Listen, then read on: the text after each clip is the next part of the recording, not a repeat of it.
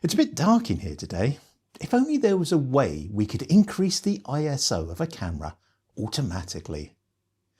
But of course there is, and it's called Auto ISO. Today, we're going to take a look at it.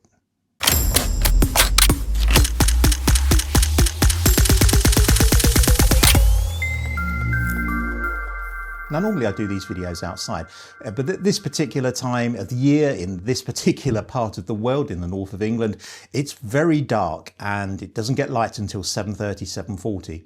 I had originally decided to do this video in the heart of Newcastle.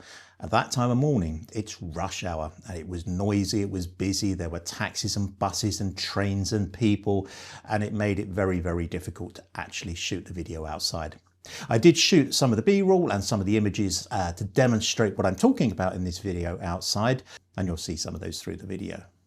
So let's get into what Auto ISO is, and it's exactly what it says on the tin. It raises the ISO automatically. Now, why would you want to do that?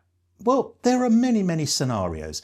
Perhaps you're a wedding photographer and you're moving through a wedding venue and the light is changing constantly, and you don't want to have to keep dialing in that ISO up and down to get the perfect exposure. You don't want to change your aperture, your shutter speed's down as low as it can go, and you need to get that shot. You just use Auto ISO. Perhaps you're outside and the light is changing constantly. You're trying to get a shot of a particular building or a particular landscape, and the light is just constantly changing. You've got the shutter speed exactly where you want it. Perhaps you want some motion blur in the foreground. You've got your aperture exactly what you want it to be, nice depth of field, but that light keeps changing. Do you change that aperture? Do you change that shutter speed? Or do you use Auto ISO? It's an extraordinarily useful tool. Here in this demonstration, I'm swinging from the view outside the high-level bridge in Newcastle to the view inside. And the ISO is going from 100 to 3000, just like that. And I'm getting the shots. Now, this ties in really nicely with my previous video about whether AID noise has made noise irrelevant in cameras. And to a certain extent it has. I'll leave a link for that in the description below. That means we can set our Auto ISOs to quite high levels. And that brings me on to the next point. You can determine in the settings of your camera where you want Auto ISO to be.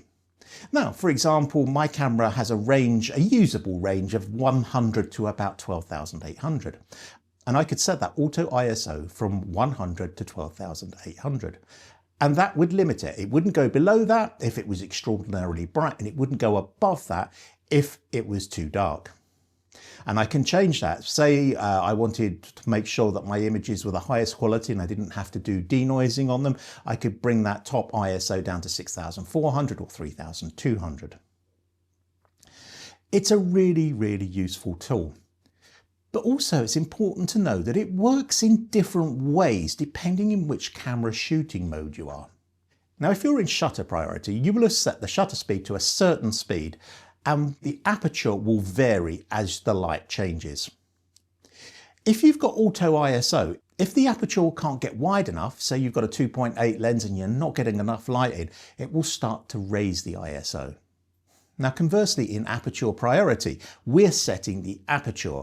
So let's say we've set f8, we've got the perfect depth of field, but the shutter speed is falling below a certain level, and we know we're going to get camera shake. With Auto ISO, we can determine what that minimum shutter speed can be, and the camera will automatically raise the ISO when it reaches that shutter speed limit. In program mode, it will take in both the shutter speed and the aperture as considerations, and it will also look at the scene and determine for itself whether you need to be raising shutter speeds, aperture, or ISO. It's a very clever algorithm. Now, all DSLRs and mirrorless cameras will have some form of Auto ISO system, and it's generally set up through the menu.